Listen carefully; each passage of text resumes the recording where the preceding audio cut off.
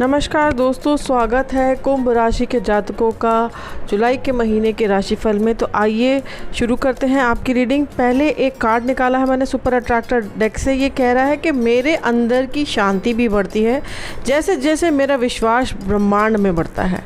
और एपिसोड के आखिर में एक टिप है फेंग शुई की, जिससे आप अपने घर की सकारात्मक ऊर्जा को बढ़ा सकते हैं और नकारात्मक ऊर्जा को हटा सकते हैं। तो आइए चलते हैं यात्रा पर टैरो कार्ड्स की और ग्रहों की, और देखते हैं कि क्या कहते हैं कार्ड्स और क्या कहते हैं प्लैनेट। तो पहला कार्ड जो निकला है वो है 8 ऑफ स्वॉर्ड्स। ये देखिए आप हैं, ये आपके आँखों पे आपको लग रहा है कि पट्टी बंधी है, आपको कुछ दिखाई नहीं दे रहा और आपके हाथ भी बंधे हैं। आप फंसे हुए हैं एक जगह, हिल नहीं पा रहे, आगे नहीं बढ़ पा रहे।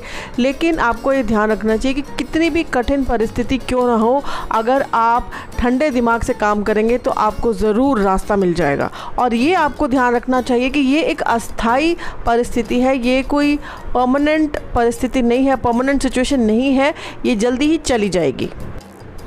दूसरे हफ्ते की शुरुआत में ही 5 जुलाई को गुरु पूर्णिमा थी। गुरु पूर्णिमा जिस दिन थी उस दिन ही चंद्र ग्रहण भी था। चंद्र ग्रहण सुबह 8:37 से 11:22 तक था। जिस दिन चंद्र ग्रहण होता है पूर्णमासी के दिन, उस दिन बहुत ज़्यादा ऊर्जा होती है ब्रह्मांड में। और सूर्य ग्रहण, चंद्र ग्रहण जो होते हैं वो हमारी ज़िंदगी से ऐसी परिस्थितियों को, ऐसे व्यक्तियों को हटा देते हैं जिनकी हमारी ज़िंदगी में ज़रूरत नहीं, और हमें उस पथ के ऊपर धकेलते हैं जिसके ऊपर हमें चलना चाहिए, जो हमारे लिए है, हमारी लाइफ पाथ के ऊपर हमें धकेल देते हैं। तो देखते हैं दूसरे हफ्ते में क्या कार्ड है। दूसरे हफ्ते का कार्ड आपके लिए आया है क्वीन ऑफ स्वॉर्ड्स। तो यह एक महिला है जो कि इंडिपेंडेंट है, किसी के ऊपर डिपेंडेंट नहीं है, और हो सकता है ये किसी व्यवसायिक, इनका खुद का व्यवसाय हो, बिजनेस वुमन हो। इनके बात करने का तरीका, मतलब कम्युनिकेशन स्किल जिसको हम बोलते हैं, बहुत ही बढ़िया है। और इसके साथ साथ हो सकता है इन्होंने किसी तरह का इमोशनल लॉस अभी फेस किया है, या तो ये इनका डाइवोर्स हुआ है या इनके पति अब नहीं रहे इस दुनिया में। लेकिन ये बहुत ही ज़्यादा, इनका जो विल पावर है बहुत ज़्यादा मजबूत है, स्ट्रॉन्ग है, और ये हर तरह के लॉस को झेल सकती हैं, हर तरह की परेशानी को झेल सकती हैं। और ये आपको इस समय जो भी आप परेशानी फेस कर रहे हैं अपनी ज़िंदगी में, उससे निकलने का रास्ता दिखाएंगी। अगर ऐसी स्त्री नहीं है आपकी ज़िंदगी में, तो यह कार्ड दर्शाता है एक ऐसी सिचुएशन को, परिस्थिति को जो आपके लिए कठिन है, लेकिन अगर आप उसमें से तैर के निकल गए तो आपको बहुत सारे अलग अलग आगे रास्ते खुल जाएंगे आपके लिए। आइए देखते हैं कि तीसरे हफ्ते में क्या कार्ड है आपके लिए। तो तीसरे हफ्ते का कार्ड है नाइट ऑफ कप्स। एक कहीं से संदेशा आने वाला है आपके लिए प्यार का।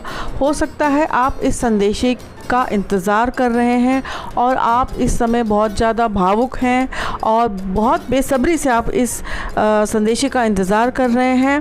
और इतना आपको इस समय आप बेचैनी हो रही है कि आपके लिए इस समय किसी और चीज़ की अहमियत नहीं है, सिर्फ उस संदेशे पे आपका ध्यान केंद्रित है।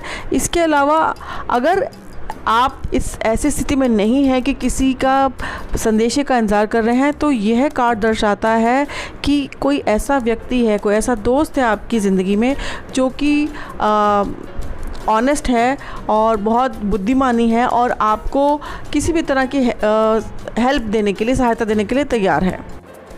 और इसी सप्ताह में 12 जुलाई को बुध जो वक्री चाल चल रहे थे, वक्री चाल चलना छोड़ करके सीधा चलना शुरू कर देंगे। और एक लंबी अवधि से जो कि गलत फहमियों का एक दौर बन गया हुआ था, आपके काम नहीं बन रहे थे, अड़चनें आ रही थी, अटकलें आ रही थी, वो हट जाएंगी। इसके अलावा 14 जुलाई को सूर्य जो है वो भी कर्क राशि में प्रवेश कर जाएंगे। कर्क राशि यानी कि आपका छठा भाव जो कि रोग ऋण शत्रु का भाव होता है। तो सूर्य देवता आपके जो रोग ऋण शत्रु है उनको जला देंगे और साथ साथ आप की सेहत में बेहतर हो जाएगी पहले से। अब देखते हैं कि इसके बाद का कार्ड क्या है आपके लिए।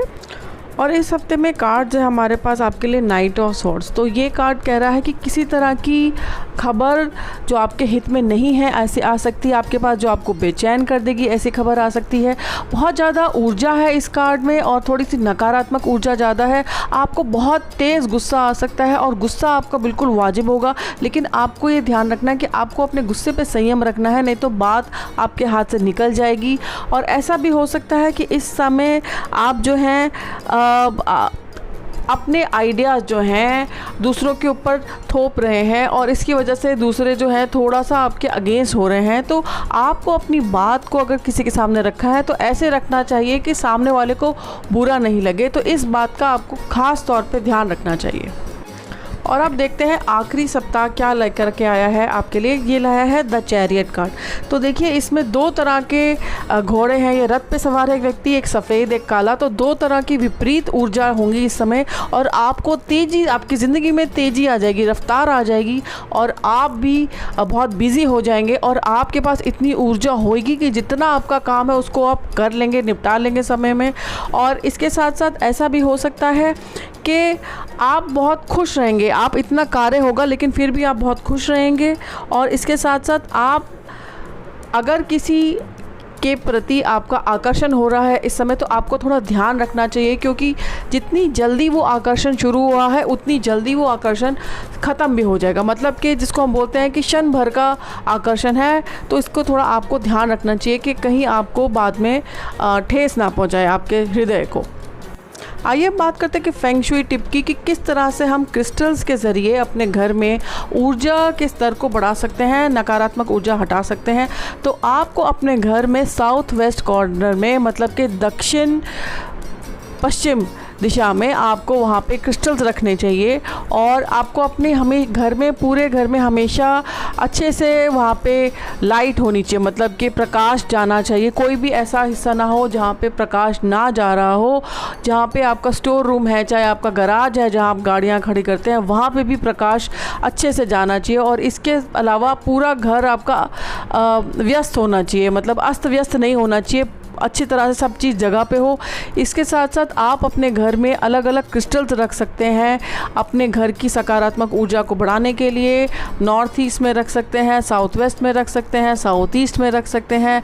ब्लैक टूरमलीन आप अपने घर के चारों कॉर्नर में रख सकते हैं जिससे कि नकारात्मक ऊर्जा प्रवेश ना कर सके। ब्लैक टूरमलीन आप अपने घर के दरवाजे में रख सकते हैं कि कोई भी अगर नकारात्मक ऊर्जा लेकर के आए तो वो उससे नष्ट हो जाए। तो लेकिन अगर आपको इस तरह के क्रिस्टल अपने घर में कॉर्नर्स में रखने होते हैं तो काफ़ी बड़ा आपको टुकड़ा लेना पड़ेगा ब्लैक टूरमलीन का रखने के लिए। जैसे कि एक कॉर्नर में कम से कम 2-2.5 किलो आपको रखना चाहिए, तब जा कर के नकारात्मक ऊर्जा से बचाव हो पाता है।